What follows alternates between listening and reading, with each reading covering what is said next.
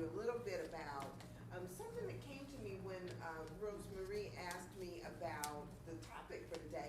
I thought I wanted to talk about distracted living. Now, moving a little bit beyond distracted living into just living. So I wanted to come up here because, this past week has been a very interesting week.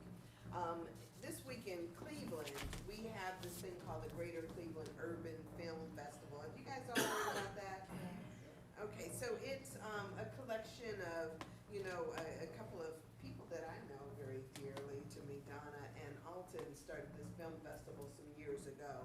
And it's all about bringing black cinema, black films that you might not normally see here to town.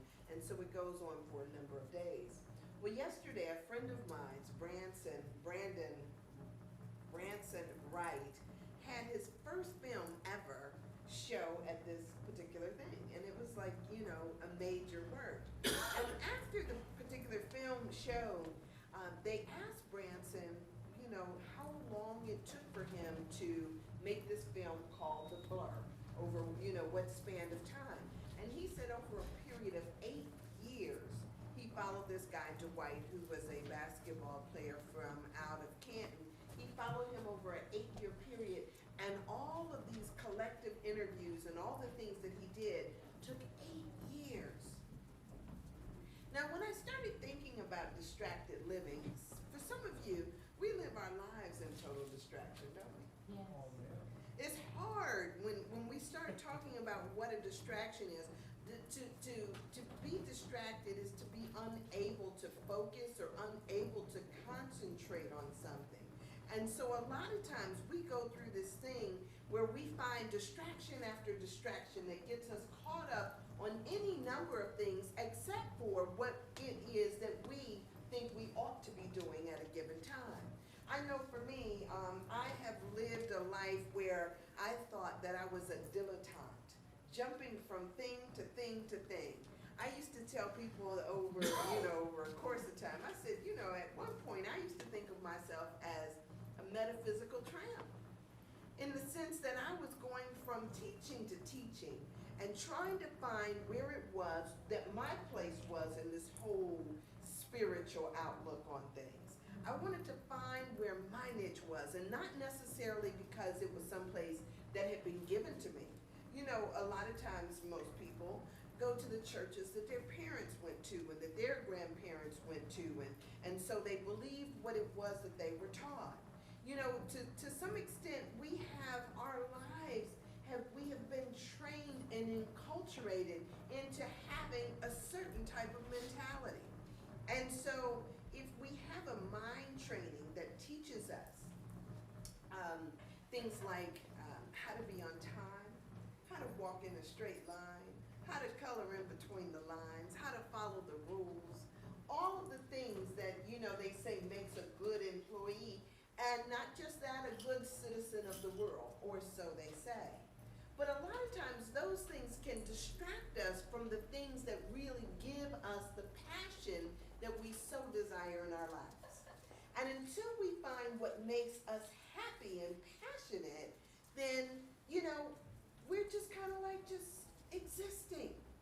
And so I started thinking about that in a sense, because I kept thinking, you're wonderful, Rosemarie. Yes, you are.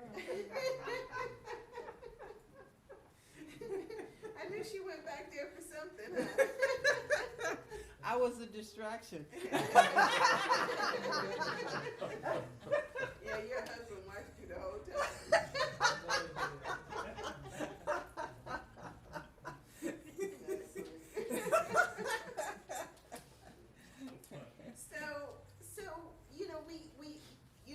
We go out there. I know for me, over the years, I have thought to myself that I've been distracted by this thing or that, and maybe not caught up the way that I'd like to be in things. But I also know that the passion that I experience in things doesn't come from the thing itself, but rather it's something that resides in me. So as I started thinking about moving beyond distracted living, I started to think of it not just in this thing of,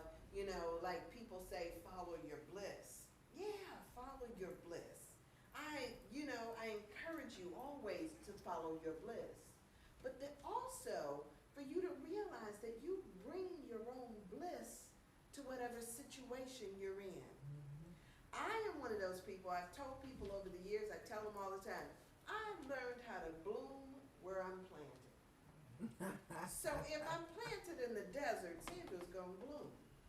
If I'm planted in Cleveland, Ohio, Sandra's gonna bloom. Wherever I'm planted, that's the thing that I do, I bloom. And that is the same thing for you guys. Y'all know I always tell people's business. I tell my own, but I always tell people's business. There's a lady who I know, and I don't know how much older than she is than me, but you know, she appears to be older than I am. That's not a nice thing to say. Well, it's true, I guess. She appears to be older. Well, that's because she has those gray hairs, you know, so that it, Okay, okay.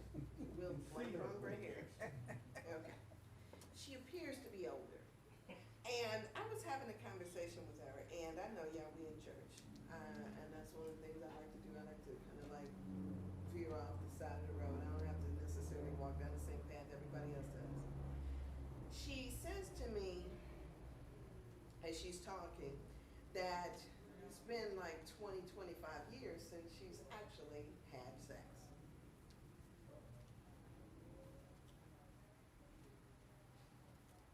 Tell on yourself, okay? And as I listened to her, she started telling me about what it was that pleased Jehovah. And this is what she shouldn't do. And until she was married, she wouldn't do these things because it pleased Jehovah.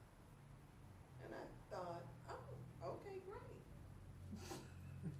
I thought, and how's that working for you? Because one of the things that we've always been taught is that when we walk the straight and narrow, we'll somehow be blessed and somehow go to heaven. There's this little thing, I saw this little sign, and you're coming along this path, and there's a fork in the road. You know how you get to a fork in the road, and one sign points this way, and it says, this way to heaven. And then the other sign points this way, and it says, the workshops about how to get to heaven. And I started thinking about myself, and I thought, Joyce, no lie, this is what I thought. Sandra's likely to turn around and go back the other way and think that I'm not ready to go down that path yet. now you don't want to go to the workshop? I wouldn't want to go to the workshops because I would have thought neither one of them would be fun. That would have been my thought. But the ironic thing about it is that I've learned over the years that no matter where I go, I'm still on the same path. So no matter how rocky the path may seem, or how crooked the road may seem, all roads lead to heaven. Yes. So we can sit there and we can delude ourselves into thinking that if I follow all the rules, if I don't get distracted by this, that, and the other, that somehow I'll do what pleases Jehovah.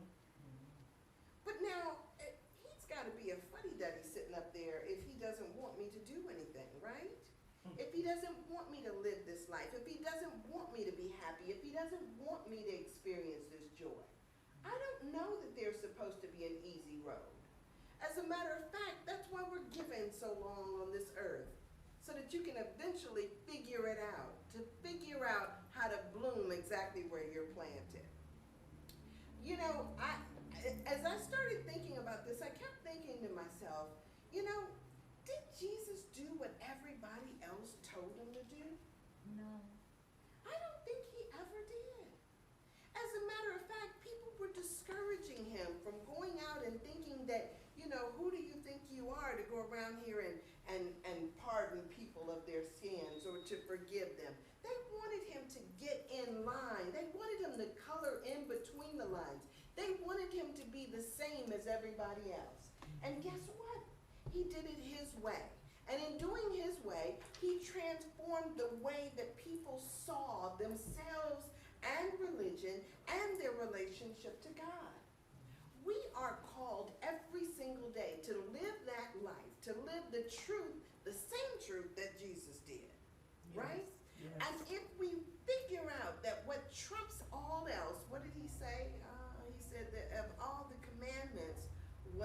greatest? Love the Lord thy God with all thy heart and As soul. God, kinda like God. What's that first one, y'all? Love the Lord thy God with all their heart, mind, and soul. Yes. Oh, Yes. oh, is that Yes. the first one? And to love thy neighbor as thyself. Yes. The Okay, first, that's the the one first that's- part of that means, because a lot of times we get confused about that. When it tells us to love thy neighbor as thyself, we go around trying to love our neighbor, but But we not forget that yes. the first place, you've gotta learn Right. how to love self. Self, yes. That means self-acceptance. Yes. That means trying to figure out what it is that makes you happy. What does it mean to love yourself? Wouldn't you want to do good for yourself? Wouldn't you want to do good to yourself? And so when we start to think about it in those terms, a lot of times what we're doing is we get caught up in the things that make us miserable. Just because we think that that's what God wants. But wonder if we found out the truth of it is that when we're doing God's will, you will be happy. Yes. That's what I found out. Mhm. I mean, I'm sitting there and I know that there was a time when I would have got to that fork in the road and I would have said, okay, it's time for me to go back the other way. Because I'm just thinking to myself, ooh, I'm not ready yet. You know, I got some time. But the truth of the matter is that we're always on that road. We're always going either towards heaven or towards heaven. Even when we're going through those, yea, though I walk through the valley of the shadow of death, it feels like we're in hell. It feels like we're separate from God. It feels like we're somewhere else. But even in those times, those are the times we go through our real growth, David. Right? We Yes. go through the real growth of figuring out what it is that we need, figuring out what our truth is. And so we get distracted by all these things, thinking that it's about something else. We think that over here is this part over here is our work. And you know what? We've defined work for some reason as the grind. You know what I mean? Most people think that if it's a job that's synonymous with something that you don't like or you don't want to do, that you have resistance towards. But if you learn how to bloom where you're planted, even in those times you will find the goodness and the joy, right? Yes, yes. You bring yourself to the situation. I see so many people, we get reasons to complain and moan and groan. And if you want to be grumpy and if you want to begrudge something, you can always find things to be grumpy and begrudging about, right? And as a matter of fact, they say misery loves company because it really does. You start moaning and complaining and somebody will try to one-up you on that. Somebody will tell you how much worse they have it. Somebody will tell you about how bad it can really get. Oh man, you know how it is. I mean, we do that. But imagine if we started trying to be excited about life. Imagine if we started really trying to bloom where we are. Wouldn't that seem to encourage other people to want to bloom as well? Yes, yes. I mean, aren't we here to let our light so shine, to make a joyful noise to the Lord, unto the world, unto everything? So I started thinking about what does it mean to move beyond distraction? To move beyond the distracted living. So for me, I was like sitting there and I was looking at this film, and I'm thinking, 8 years. 8 years. Could I possibly stay focused on anything for 8 years? Y'all know we do it though. I mean, okay. So isn't it amazing how y'all know who Luke and Laura are? One Life to Live, Got it. right? That still comes out? I don't know. Oh, okay, we can look and learn. But there are literally people who give 8, 10, 15, 20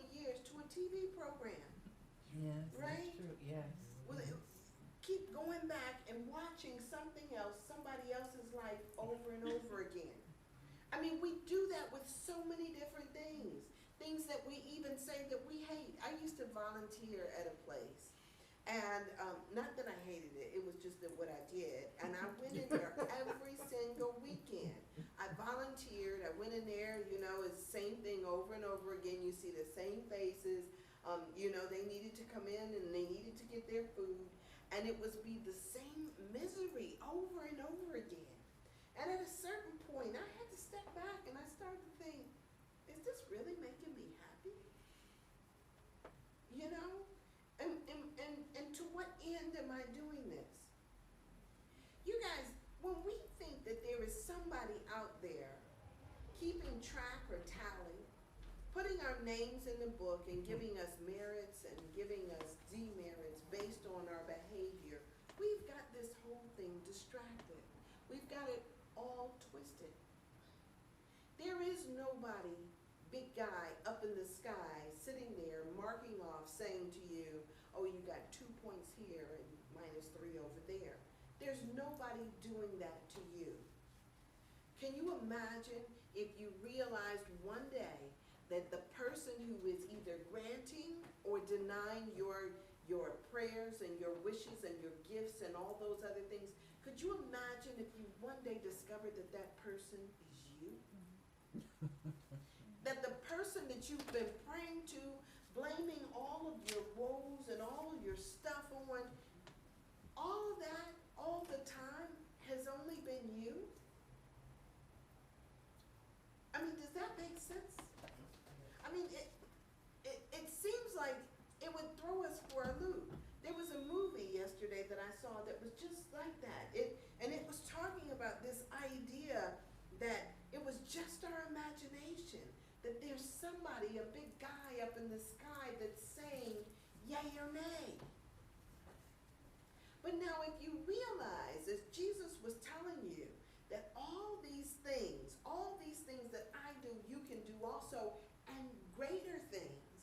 He's been telling you all along that you have the power within you to bless, to curse, to forgive, to let go. If he's telling you all along that you've got these powers in you, what's keeping you from doing what it is that you've been told already you could do? That woman told me that Jehovah told her that she couldn't do this unless she was married. And I'm sitting there and I'm thinking like, okay, but how do you know?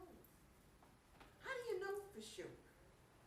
You know, did he actually tell you that? Do you feel it somewhere deep down in your soul? And once you get beyond that point of looking at it like it's out there and realizing that it's in here, how does that then influence what you do? So I'm kind of here to tell you today, I am here to tell you today, to bloom where you're planted. To not get distracted with all the stuff that you think is off the path, and learn how to be happy and joyful where you are. If you learn how to be happy and joyful where you are, then you'll stop looking at it like it's something that needs to happen to you. It's not something that needs to happen to you. It's what you bring to it.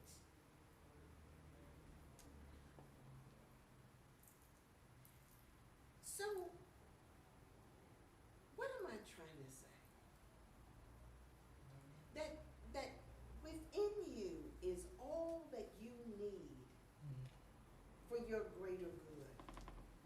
Within you is all that you need for your own happiness. Within you is all the power to love. Within you is all the power to be happy. Within you is all the power to have all the things that you desire. For some reason,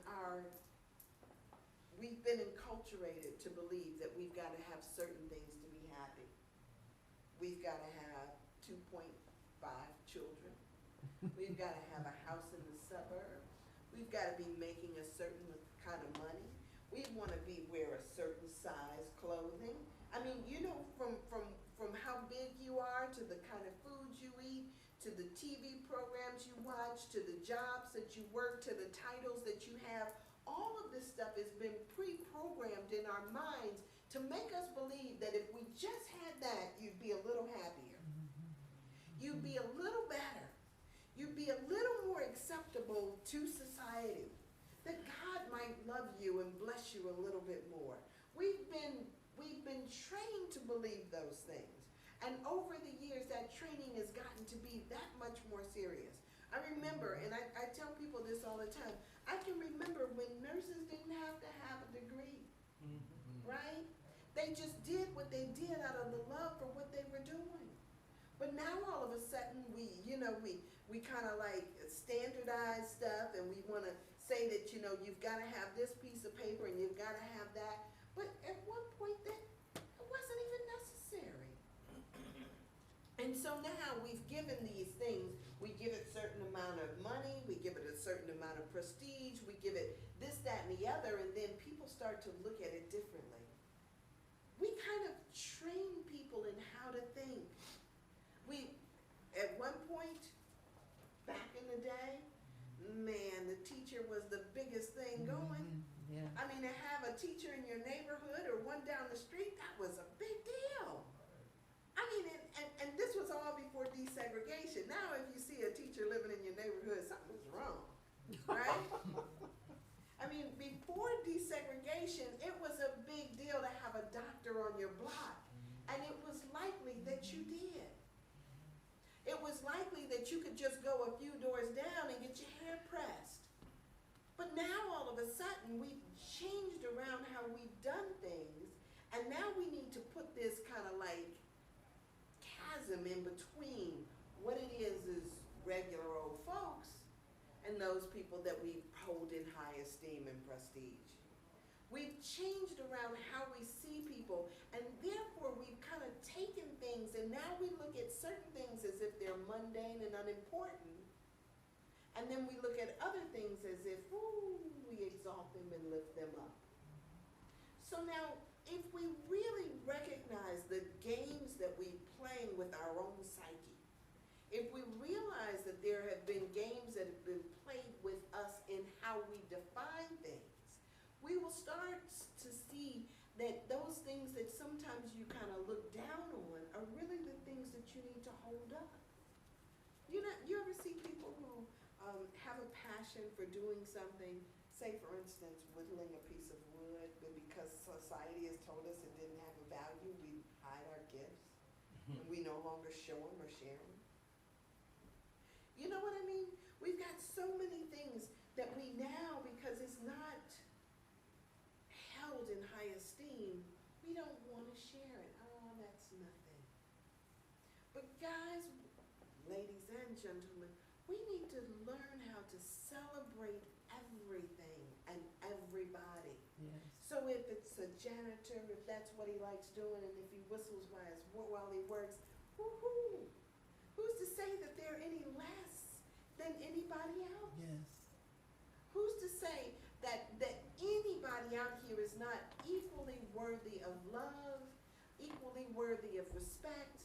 Because remember, our charge is to love thy neighbor as thyself. And if we're loving self, and we recognize that ourselves, we may not be quite perfect. We can look at somebody else and say, man, they're not perfect either, but I love them anyway, right? Yes. Just as they are. So let's not get distracted by all the stuff out there.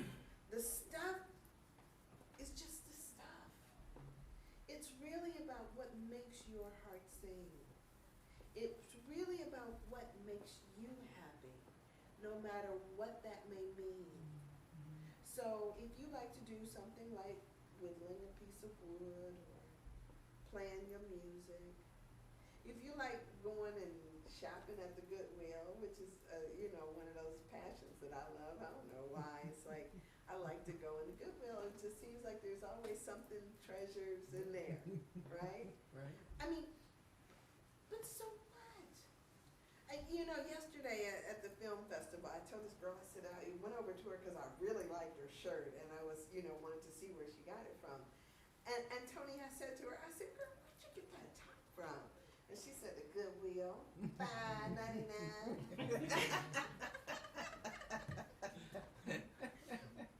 And it was so cute. I mean, of course, you know, I know that when she says the Goodwill, I know I can't just go to the Goodwill and pick up one because they don't have, you know, they're not gonna have 3 or 4 of them. I don't know where she got it from, but she said she got it from the Goodwill.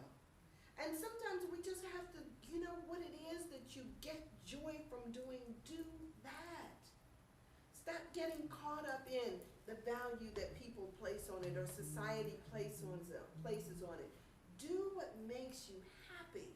And when you're happy, you give permission to other folks to be happy as well. Yes. They don't have, celebrate you.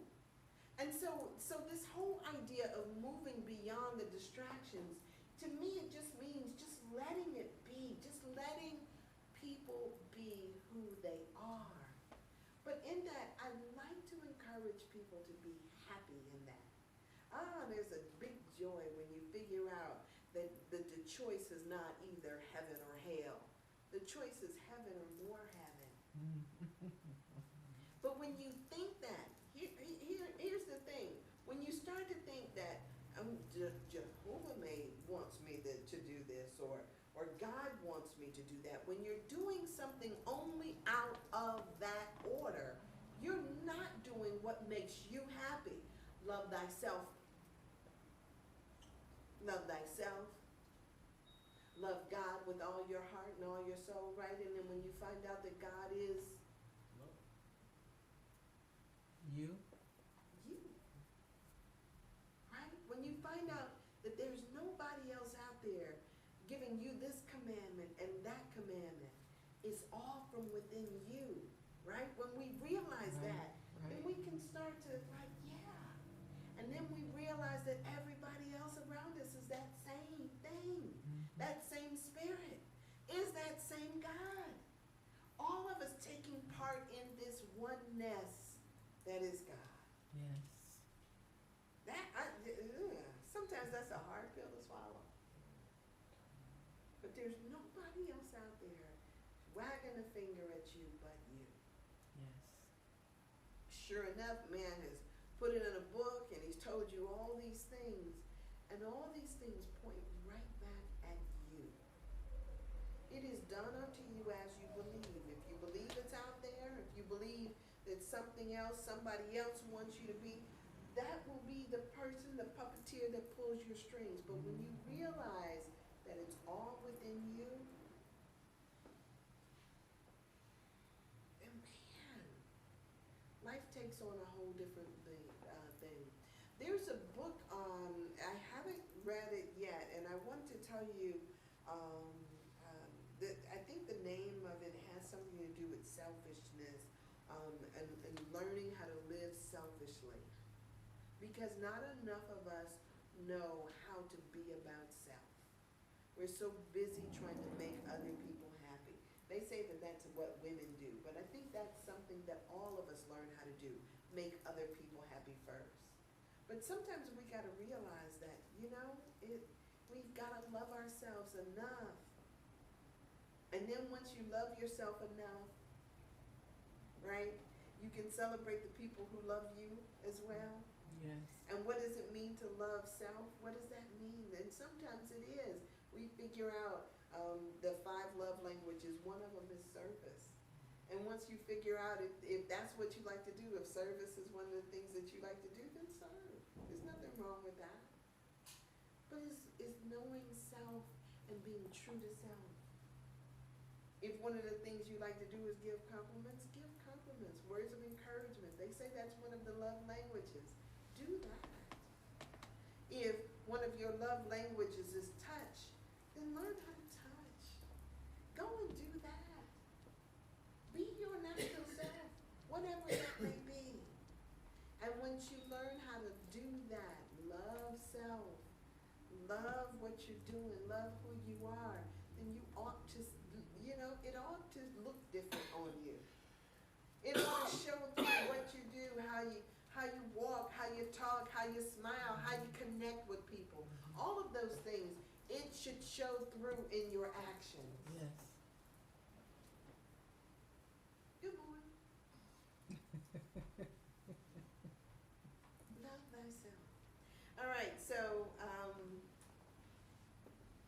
So bloom where you're planted. Bloom where you're planted. It seems as though I had another story I wanted to tell you guys, but I think I will, close there. Any comments, any questions, any? No?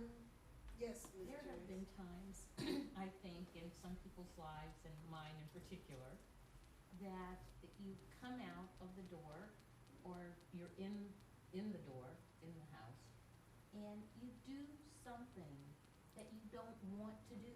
You don't want to do it, don't feel good about doing it. It's not that you don't feel that it's gonna be happy. You're not putting yourself first, and, you know, and this, but you do it. Whatever that thing is, you do it. Didn't have thought, well, I don't feel like doing it, don't want to be bothered. But it's something about sometimes doing those things that you don't want to do, and after you do them, it's the joy that it brought you that you did it. Right. Now, people might say that it was unselfish. It was unselfish, but I selfishly went on and did it, okay? All right, if I don't do it, nobody else will. But the joy that sometimes that you get in doing something that you didn't want to do is phenomenal. It truly It's, is. it's phenomenal. It Isn't that truly a sort of a quirky take on what you're sharing? And I agree with you. I used to tell people all the time that when I push past my resistance, it seems like that's when I have the best times. Cause it's, you know, and maybe it's because I expected the worst and then I turned around and I got the best. Absolutely. That kind of added something to it. So I agree with you. Yeah. So sometimes, yeah, I know it's, you hate it, but yeah. in the first But place. on that point, isn't that what we are? God is love. So what she did, that act was love. Now, how it appeared to her at that time, regardless. If she got gratification after she performed that service. Yeah. And I made the statement some time ago, we don't know ourselves. And until you know yourself, you don't know God. Right. Yes. Exactly. I Excellent. thank you so much for that. I'm feeling really a lot better about my selfishness. You know, I'm saying I felt like I don't want to do this, okay, which was kind of selfish, you know, because I didn't do it for I did it because nobody else was going to do it. So I just went on and didn't feel like doing this thing. But I am all that in a bucket of wheat. That's what you just told me today. Thank you for that. And a bucket of wheat. I like to remind you that no one does anything that they don't want to do. No one can make you do anything, so even though you say, I don't want to do it, you really selfishly want to do it, but you want to tell people that I didn't want to do it. So no one does anything. No one makes you do anything that you don't want to do. Just remember that. I must disagree with you, but I heard what you just said, okay? I don't agree with Reverend George, I do not agree with that statement. I hear you when you talk, but, and so I guess I sure, what I did, I didn't, and I did it. You did. I did it. See, no one does anything that they don't want to do. I didn't want to do No one that. makes you do anything. And that's No, something I you gotta didn't understand. say that they made me, but there are times in our lives that I think that somebody can make you do something. You're doing it under duress, you know, you do, oh, okay. You know, it kind of reminds me of the statement, you can lead a horse to water, but you can't make him drink. That's what it reminds me of. However, I know that there are sometimes that the things that I have to do are not necessarily the things that I want to do. So I do them anyway. My mother used to always do this thing. She was like, Sandy, would you wash the dishes? And I was like, well, do I have an option of saying no? You do have an option of saying no, but you recognize what the consequences would be of that no, and you don't like those consequences. Right, so Don't that meant want get your to butt in there and wash the avoid dishes. the consequences. And so, yes, and so I used to hate the fact that she would ask me to wash the dishes when she knew I didn't have a choice in the matter. But you The did. consequences were not consequences that I wanted to deal with. Right. And so maybe we're learning, maybe what we've learned over the years, and we've been programmed to, even when you don't want to do what you don't want to deal with the consequences, so you do what you don't want to do anyway. I'm saying no You one do makes make you that do choice. So, all I'm trying to say, all I came to say was in doing whatever you're doing, you get the choice of being happy through it or being disgruntled and angry about it.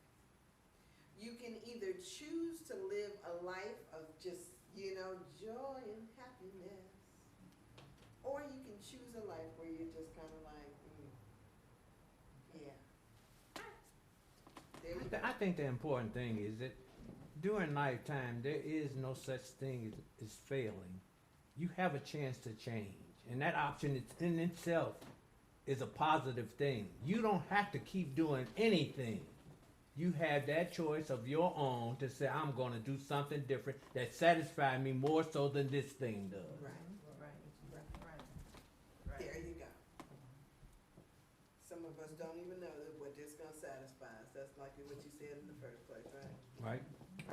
So, yeah, just do what you do. All right. Excellent. Thank you, guys. All right, so let's do a prayer.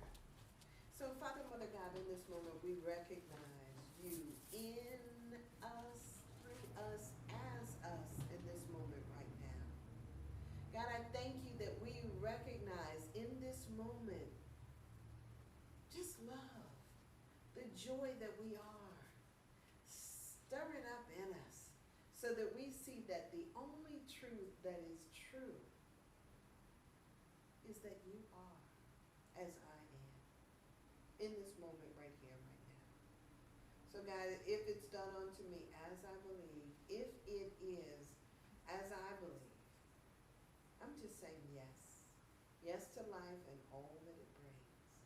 I thank you that each one of us here recognizes the blessing that we are, the blessing that is our life. And I just let it